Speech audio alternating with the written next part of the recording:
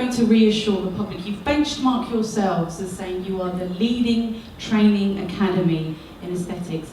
How? How? You know, how are you going to be any more different to a number of leading training academies already existing? Because if they're not doing it right, how are you going to do it right? So our virtual learning platform covers the theory side of the course, and that's about 100 hours of work that the delegate students need to go through. Is virtual learning a real substitute for the real thing? No, so the virtual learning is the first, the theory side. And then once they pass the virtual learning courses, so there'll be examination, and once they pass that, then they're eligible to come in for the practical training. Now the practical training is not just going to be one-off, one-day courses.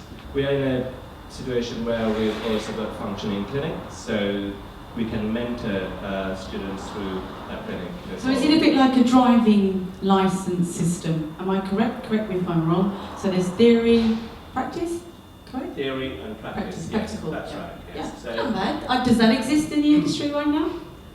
Is there any? No. Okay, so you're the first. You're revolutionising in the sense that you're testing theory and practical. That's right. Okay. What about mentoring? Have you considered that? Have you considered the brand new, newbie I like to call them, they don't like to be called that, someone fresh out of medical, or a medical graduate who fancies themselves a real hotshot at being the next big thing in aesthetics? People like that need supervising, because people like that make a lot of mistakes. I can understand someone who's a little bit more skilled and experienced. What about the newbies? Are you going to provide supervision?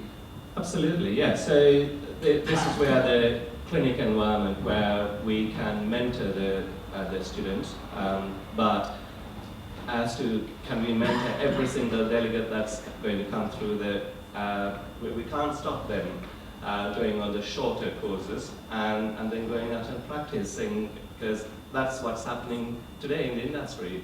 You go on a one-day Botox or a filler course, and then you can go and practice. Forgive the question, but I have to ask it. What would you do? What would your reaction be if one of your delegates who were trained on your course was in the Daily Mail tomorrow because they had carried out a very horrible procedure? Would that reflect more on the practitioner, or would it reflect on their training? I think it will. A bit of both, actually. Yes, absolutely. This is where we emphasize the comprehensive training program that we put them through, actually, because it's not just a one-off training in botulinum toxin or filler training. We've got a number of courses that we encourage our delegates to go through. For example, facial anatomy, the advanced facial anatomy course. Will be a cadaveric dissection course held at the Royal College of Surgeons. So this is real.